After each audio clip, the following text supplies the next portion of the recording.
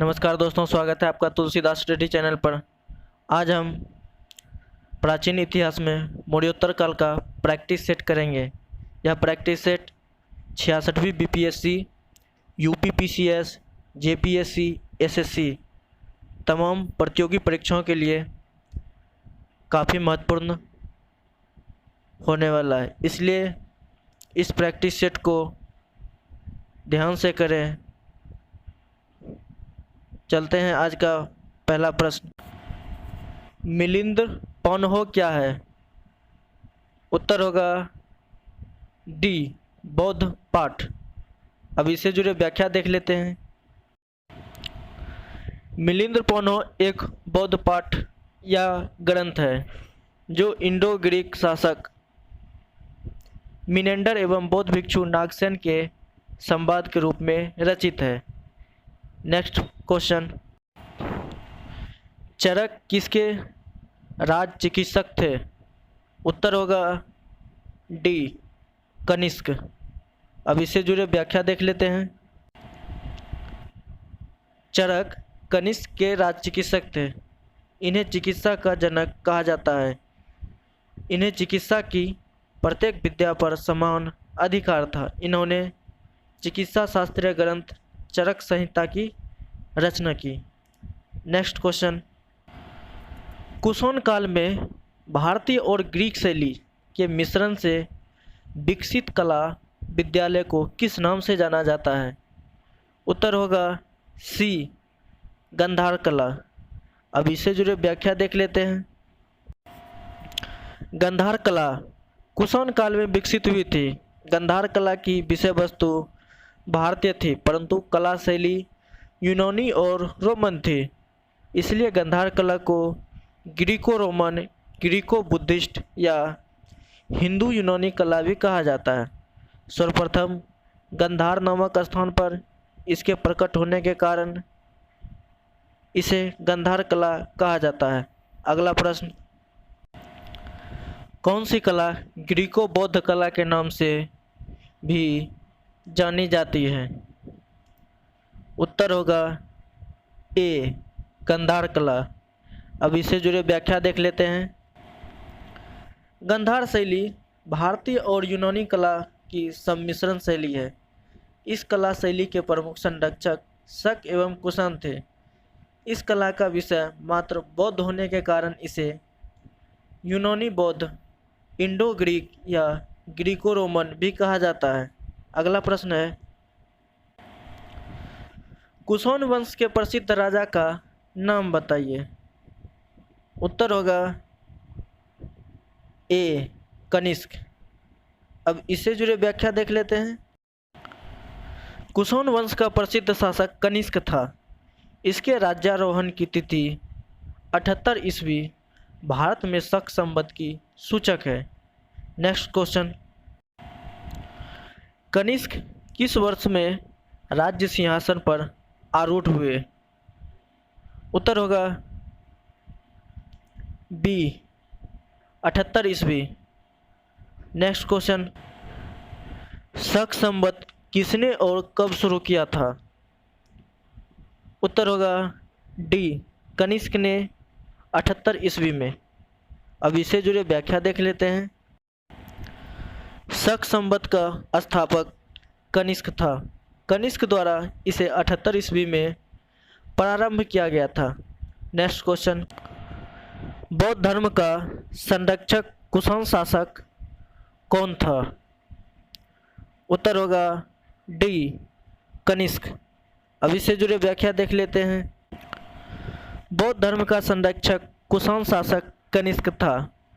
उसके शासनकाल में कश्मीर के कुंडलवन नामक स्थान पर चतुर्थ बौद्ध धर्म संगीति का आयोजन किया गया, जिसकी अध्यक्षता प्रसिद्ध बौद्ध विद्वान वसुमित्र ने की थी तथा अश्वघोष इसके उपाध्यक्ष बनाए गए। कनिष्क के समय बौद्ध धर्म दो संप्रदायों में बट गया, हीनयान तथा महायान। अगला प्रश्न है। निम्नलिखित साहित्यिक कृतियों का उसके लेखकों के साथ मिलान कीजिए। एक तरफ साहित्यिक कृत दिया गया है और दूसरे तरफ उसके लेखकों का नाम दिया गया है। तो 9 का उत्तर हो जाएगा सी। सी में देखते हैं, ए का हो जाएगा 3 यानी कविराज मार्ग का हो जाएगा अमोधवर्ष। उसके बाद बी का हो जाएगा 4 यानी आदि पुराण का लेखक जो हो जाएगा जिनसेन। सी का हो जाएगा 1 गणित सारा अस्मगिरी का हो जाएगा महावीराचार्य। उसके बाद डी का हो जाएगा 2 अमोद वृथि का हो जाएगा संकटायन। नेक्स्ट क्वेश्चन, निम्न के जोड़े बनाइए। एक तरफ संबंध दिया गया है, दूसरी तरफ ईस्वी दिया गया है। 10 का आंसर हो जाएगा ऑप्शन बी। बी के अनुसार से A3 यानी विक्रम संवत जो होगा 58 BC हो जाएगा। उसके बाद B4 यानी शक संवत जो हो जाएगा 78 AD हो जाएगा। C1 यानी कलचूरी संवत जो हो जाएगा 248 AD हो जाएगा। उसके बाद D2 यानी गुप्त संवत जो हो जाएगा 320 AD हो जाएगा। नेक्स्ट क्वेश्चन, कला की गंधार शैली किसके शासनकाल में पनपी थी? उत्तर होगा सी कनिष्क। अब इससे जुड़े व्याख्या देख लेते हैं। कुषाण काल मुख्यतः कनिष्क के समय के दौरान मूर्ति कला की गंधार शैली भारत ग्रीक यूनानी शैली का मिश्रण है। इसका केंद्र बिंदु गंधार था, अतः इसे गंधार कला शैली भी कहा जाता है। इसमें बुद्ध एवं बौद्धिस्ट शवों की मूर्तियाँ काले स्लेटी पाषाण से बनाई गई है। नेक्स्ट क्वेश्चन,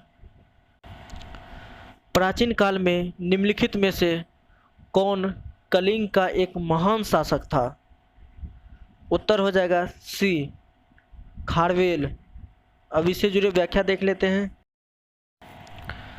प्राचीन काल में खारवेल कलिंग का एक महान शासक था। इसके बारे में हमारी जानकारी का मुख्य स्रोत हाथी गुफा अभिलेख है। यह द्वितीय सदी ईस्वी पूर्व में शासक हुआ था तथा इसका संबंध कलिंग के चेदी वंश से था। इसने अनेक विजयें प्राप्त की, जिसमें मगध के शासक बृहस्पति मित्र तथा दक्षिण के सातवाहन शासक सातकर्णी पर विजय प्रमुख है। यह जैन तीर्थकर की मूर्ति को मगध से कलिंग ले जाने में सफल रहा। इसने कृषि हेतु नहरों का निर्माण करवाया तथा प्राची नदी के दोनों तटों पर महाविजय प्रसाद नामक महल बनवाया। यह जैन धर्म का अनुयायी था। इसने एरा महाराज, मेघवाहन, कलिंग विद्यापति आदि उपाधियां भी धारण की थी। नेक्स्ट क्वेश्चन, राजा खारवेल किस चेदी वंश के महानतम शासक थे? उत्तर होगा बी कलिंग। कलिंग शासक खारवेल ने संरक्षण दिया। उत्तर होगा डी जैन धर्म को।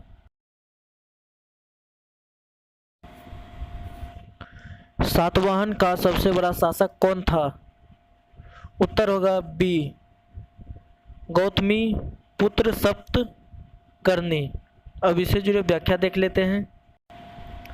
गौतमी पुत्र सतकर्णी सातवाहन वंश का सर्वश्रेष्ठ शासक था। इसकी माता गौतमी बलश्री की नासिक प्रशस्ति तथा पुलुमावी के नासिक गुहा लेख से इसकी सैनिक सफलताओं के विषय में सूचना मिलती है। नासिक प्रशस्ति से पता चलता है कि इसके वाहनों ने तीनों समुद्रों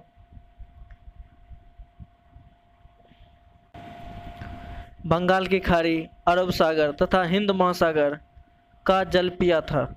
नेक्स्ट क्वेश्चन, निम्नलिखित में से विद्या की सबसे पुरानी पीठ कौन सी है? उत्तर होगा ए तक्षशिला। अब इससे जुड़े व्याख्या देख लेते हैं। तक्षशिला विद्या की सबसे पुरानी पीठ है।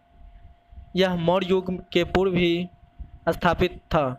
नालंदा एवं उज्जैन गुप्तकालीन, जबकि विक्रमशिला पालयुगीन विद्या केंद्र थे। तक्षशिला नगरी अत्यंत प्राचीन काल में गांधार जनपद की राजधानी थी। इसकी सबसे अधिक ख्याति शैक्षणिक क्षेत्र में मानी जाती है। यह उच्च शिक्षा का प्रमुख केंद्र था।